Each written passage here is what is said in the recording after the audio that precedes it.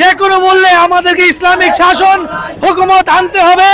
আমরা এই জন্য জীবন দিতে প্রস্তুত।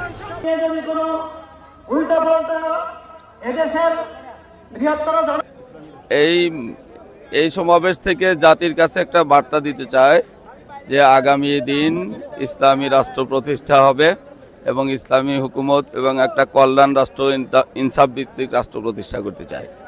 ইনশাল্লাহ ইসলামী সকল দলগুলোকে সাথে নিয়ে জোটবদ্ধভাবে ইনশাল্লাহ আগামী দিনে একটা জাতীয় সরকার গঠনেরও প্রক্রিয়া চলছে ইনশাল্লাহ।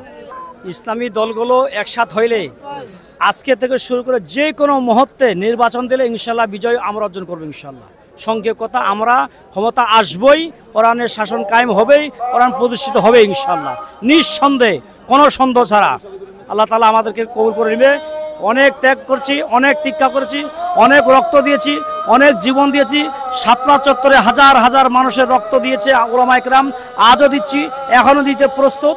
যে কোনো মুহূর্তে আমাদের মুরব্বীদের ডাক আসবে, সেই মুহূর্তেই আমরা আমাদের জীবনকে বিলি দিতে আমরা রাজি ইনশাল্লাহ, প্রস্তুত ইনশাল্লাহ। আর আমরা ক্ষমতা আসবই ইনশাল্লাহ, আল্লাহর উপর তাওয়াক্কুল করছি।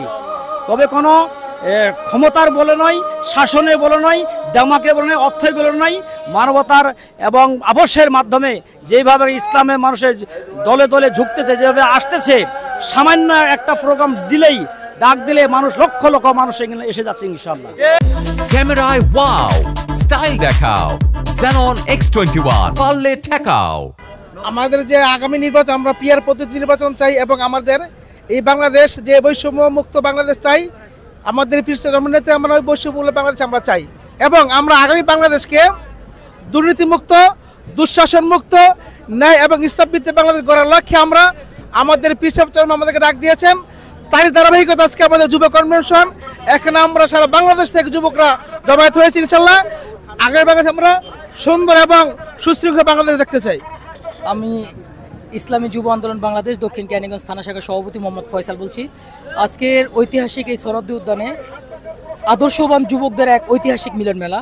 আপনারা দেখছেন যে ইসলামী রাজনীতির মধ্যে আজকে 53 বছর যত দল শাসন ক্ষমতায় গেছে, তার মধ্যে একটি পরীক্ষিত রাজনৈতিক দল হচ্ছে ইসলামী আন্দোলন বাংলাদেশ। তো সেই ইসলামী আন্দোলন বাংলাদেশেরই একটা সহযোগী সংগঠন হচ্ছে ইসলামী যুব আন্দোলন বাংলাদেশ। আপনারা জানেন যে আমরা প্রতি বছরের ন্যায় এই বছরও ৫ম জাতীয় যুব কনভেনশনের মাধ্যমে আমাদের কেন্দ্রীয় কমিটির ঘোষণা হবে। তো কেন্দ্রীয় কমিটির ঘোষণা হওয়ার সাথে সাথেই সারা বাংলাদেশে আমাদের যতগুলো জেলা আছে সুশৃঙ্খলভাবে আমাদের জেলা শাখাগুলো মূল্যায়ন করা হবে, জেলার পরে থানা। অতএব ইসলামী যুব আন্দোলন বাংলাদেশ এদেশে ইসলামী ক্ষমতায় আনার জন্য, ইসলামকে শাসন ক্ষমতা আনার জন্য ইসলামী যুব আন্দোলন বাংলাদেশ টেকনাফ থেকে তেতুলিয়া, রূপসা থেকে পাতুরি, এমন কোনো অঞ্চল নাই যেখানে আদর্শবান যুবকদের একটি কাফেলা গড়ে ওঠে নাই। আমাদের প্রত্যেকটা থানায়, প্রত্যেকটা ইউনিয়ন এবং আমাদের ওয়ার্ড পর্যায়ে কমিটি গঠন আছে আলহামদুলিল্লাহ।